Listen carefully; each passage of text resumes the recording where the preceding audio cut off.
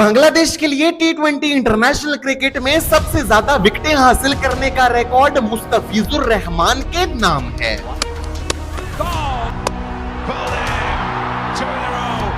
तो फिर सवाल ये उठता है कि आखिर मुस्तफिजुर रहमान के पास ऐसा क्या है जो कि बांग्लादेश के बाकी बॉलर्स के पास नहीं है।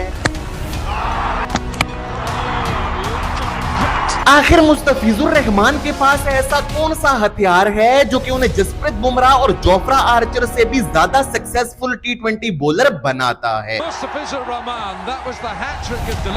आखिर कैसे मुस्तफिजुर रहमान एक इमर्जिंग स्टार से टी20 क्रिकेट के one of the most successful bowler बने, आइए समझते हैं।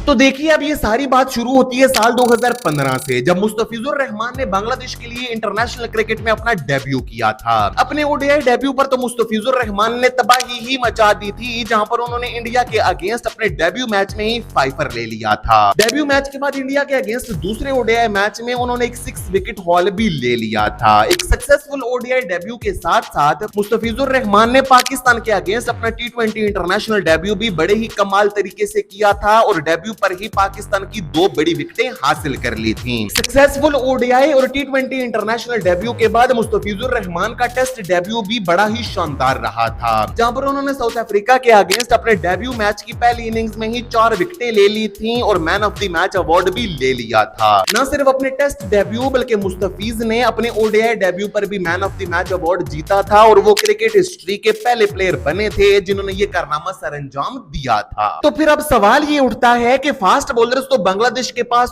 और भी हैं, तो फिर आखिर मुस्तफिजुर रहमान के पास ऐसी क्या खास बात है कि वो तीनों फॉर्मेट्स में इतने ज्यादा सक्सेसफुल हो पाए। तो इस चीज को समझने के लिए मैंने अपनी वीडियो को मेजरली 3 पार्ट्स में डिवाइड किया है। पहले पार्ट में हम मुस्तफिजुर रहमान के उस सीक्रेट वेपन के बारे में जानेंगे जिसकी वजह से वो बैटर्स को डोमिनेट करते हैं। दूसरे पार्ट में हम ये समझेंगे कि मुस्तफिजुर रहमान का ये सीक्रेट वेपन तो दूसरे फास्ट बॉलर्स के पास भी मौजूद है। तो आखिर मुस्तफिजुर रहमान के पास ऐसी क्या खास बात है कि वो इस वेपन का इस्तेमाल करके बैटर्स को बड़े ही कमाल तरीके से डॉज कर देते हैं। और तीसरे पार्ट में हम ये समझेंगे कि आखिर कैसे मुस्तफिजुर रहमान अपने माइंडसेट की वजह से तीनों फॉर्मेट्स में बड़े बड़े बैटर्स को बड़ी ही आसानी से चित कर देते हैं। तो फिर आइए स्टार्ट करते हैं और सबसे पहले बात करते हैं मुस्तफिजुर रहमान के उस सीक्रेट वेपन की। तो मुस्तफिजुर रहमान का वो सीक्रेट वेपन है उनका ब्रिलियंट कटर। आपने टी20 मैचेस में खास तौर पर यह बात नोटिस की होगी कि यूजुअली डेथ ओवर्स में फास्ट बॉलर्स अपनी फिंगर्स को रोल करते हुए एक बॉल डिलीवर करते हैं जो कि काफी ज्यादा स्लो होती है और एक शार्प ट्रेजेक्टरी के साथ मूव भी करती है। उस बॉल को बोलते हैं कटर। अब दुनिया भर में बहुत सारे fast bowlers cutter ball deliver करते हैं, लेकिन उनके साथ मसला ये होता है कि जब वो कटर बॉल डिलीवर करने के लिए आते हैं तो या तो वो अपने रन अप की स्पीड को ड्रॉप कर लेते हैं या फिर वो बॉल डिलीवर करने के लिए उनकी रिस्ट पोजीशन चेंज हो जाती है, जिसकी वजह से बैटर ये पहले ही प्रिडिक्ट कर लेता है कि ये एक स्लोअर कटर बॉल होगी और इस वजह से उनका कटर इतना ज्यादा इफेक्टिव नहीं हो पाता। लेकिन मुस्तफिजुर रहमान के केस में ये चीज बिल्कुल भी नहीं है, क्योंकि मुस्तफिजुर रहमान जब अपना कटर बॉल डिलीवर करने के लिए आते हैं तो ना ही उनकी रन अप की स्पीड में कोई चेंज आता है और ना ही उनकी रिस्ट पोजीशन चेंज होती है, बल्कि सेम रन अप और सेम रिस्ट पोजीशन के साथ मुस्तफिजुर रहमान वो कटर बॉल डिलीवर करते हैं। इसीलिए बैटर के लिए प्रिडिक्ट करना काफी ज्यादा मुश्किल होता है कि ये बॉल एक कटर बॉल होगी। इसलिए बैटर्स मोस्टली मुस्तफिजुर रहमान की इस बॉल से डिसीव हो जाते हैं। आपको याद होगा कि मैंने वीडियो के स्टार्ट में मुस्तफिजुर रहमान के इंटरनेशनल क्रिकेट में तीनों फॉर्मेट्स में डेब्यू पर कमाल परफॉर्मेंसेस का जिक्र किया था। तो वो तीनों कमाल परफॉर्मेंसेस मुस्तफिजुर रहमान के इसी कमाल कटर की वजह से ही आई थी। ये तो हमने बात की मुस्तफिजुर रहमान के उस सीक्रेट वेपन की जिसकी मदद से वो बैटर्स को बड़ी ही आसानी से डिसीव कर देते हैं। अब आइए बात करते हैं कि आखिर कैसे मुस्तफिजुर रहमान अपने एक्शन का इस्तेमाल करते हुए अपने इस कटर को मजीद इफेक्टिव बनाते हैं और कैसे वो हाथी के दांत खाने के और दिखाने के और की कहावत पर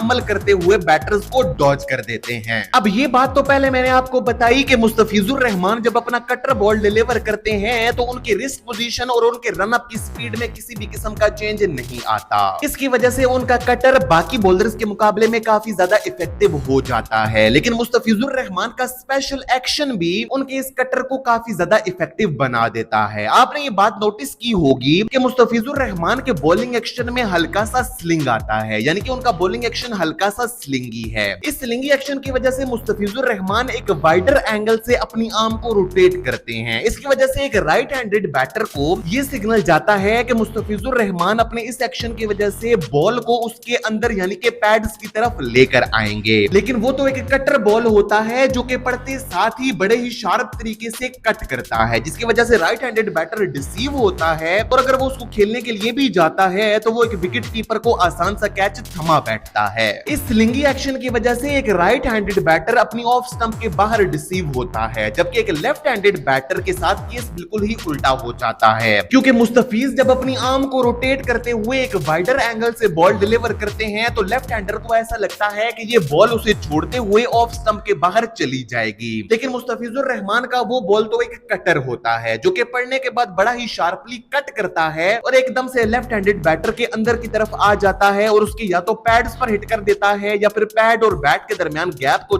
बीट करते हुए विकेट्स को हिट कर जाता है। इसीलिए बैटर्स को मुस्तफिजुर रहमान को खेलना काफी ज्यादा मुश्किल हो जाता है, क्योंकि उन्हें समझ ही नहीं आती, वो प्रिडिक्ट ही नहीं कर पाते कि बॉल किस तरफ जाएगी। और यही चीज मुस्तफिजुर रहमान को दुनिया के बाकी बॉलर से अलग भी बनाती है, क्योंकि अपने दिमाग का इस्तेमाल करते हुए मुस्तफिजुर रहमान अपने कटर बॉल को इतने कमाल तरीके से डिलीवर करते हैं जो कि किसी और बॉलर के बस की बात नहीं है। और यहीं पर मेरा तीसरा पॉइंट भी आता है जो कि साइकोलॉजिकल ट्रैप। आपने ये बात नोटिस की होगी कि यूजुअली टी20 मैचेस के डेथ ओवर्स में फास्ट बॉलर्स बार बार अपने इसी कटर बॉल को इस्तेमाल करते हैं और कई बार तो वो अपने ओवर की 6 बॉल्स को ही कटर डिलीवर कर देते हैं। लेकिन इसका सबसे बड़ा नुकसान ये होता है कि इसकी वजह से वो बैटर के लिए प्रिडिक्टेबल हो जाते हैं और इसकी वजह से कई दफा उन्हें मार भी पड़ जाती है। लेकिन मुस्तफिजुर रहमान ऐसा बिल्कुल भी नहीं करते, क्योंकि वो अपने दिमाग का इस्तेमाल करते हुए अपने कटर बॉल को एक सीक्रेट वेपन के तौर पर इस्तेमाल करते हैं या फिर एक ऐसी चीज के तौर पर इस्तेमाल करते हैं जो कि वो अपने ओवर के दरमियान एक दम से लेकर आए और वो बैटर के लिए एक सरप्राइज पैकेज बन जाए। और होता भी ऐसा ही है। मुस्तफिजुर रहमान अपने ओवर में पहली 1 से 2 या फिर 3 बॉल्स काफी ज्यादा पेस पर डिलीवर करते हैं या फिर अच्छी कंसिस्टेंट 130-135 की पेस पर डिलीवर करते हैं, लेकिन फिर वो एकदम से अपने ओवर की तीसरी या फिर चौथी बॉल की पेस एकदम से 130 से 105 या फिर 110 के पीएच पर गिरा देते हैं और यही उनकी कटर बॉल भी होती है। अब क्योंकि वो अपनी रिस्ट पोजीशन या फिर अपने रन अप में कोई भी चेंज नहीं करते, इसलिए बैटर को उसको पढ़ पाना काफी ज्यादा मुश्किल हो जाता है। अपने इस साइकोलॉजिकल ट्रैप को या तो वो टी20 मैचेस में पावर प्ले में इस्तेमाल करते हैं अगर पावर प्ले में उन्हें बैटिंग पिच पर मार पड़ रही हो, या फिर डेथ ओवर्स में इस्तेमाल करते हैं, क्योंकि डेथ ओवर्स में या बैटिंग पिच हो या फिर बॉलिंग पिच, बॉलर्स का मार खाना तो फर्ज है। लेकिन मुस्तफिजुर रहमान अपने दिमाग का इस्तेमाल करते हुए एक साइकोलॉजिकल ट्रैप बिल्ड करते हैं और बैटर्स को फंसा लेते हैं। तो ये तो था मुस्तफिजुर रहमान की उस ब्रिलियंट स्किल का टेक्टिकल और एनालिटिकल ब्रेकडाउन, जिसकी वजह से आज मुस्तफिजुर रहमान टी20 क्रिकेट के one of the most successful bowler बन चुके हैं।